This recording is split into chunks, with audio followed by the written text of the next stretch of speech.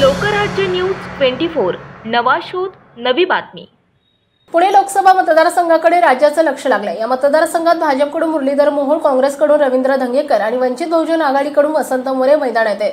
त्यापैकी मोहोळ आणि धंगेकर यांच्यात अटीतटीची लढत होणार असल्याचं फिक्स झालं होतं।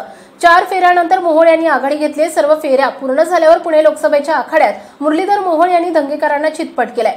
सुरुवातीच्या कालामध्ये मोहोळ यांनी आघाडी घेतली तर धंगेकर आणि मोरे पिछाडीवर आले। पुण्यात पुन्हा एकदा भाजपचे खासदार मोहोळ निवडून आले।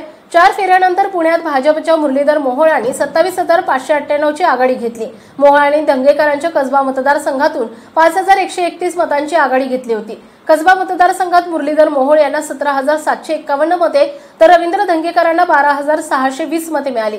तर 5व्या फेरी अखेरीस मुरलीधर मोहोळ 34,851 मतांनी पुढे होते। या फेरी अखेरीस रवींद्र धंगेकर यांना 1,11,889 मते मिळाली तर मोहोळ यांना 1,45,740 मते मिळाली होती।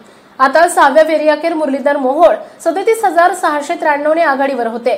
7व्या फेरीनंतर मोहोळ यांना 45,419 च्या फरकाने पुढे होते। तर आता 8व्या फेरीनंतर मुरलीधर मोहोळ हे तब्बल 46,469 मतांनी आघाडीवर होते।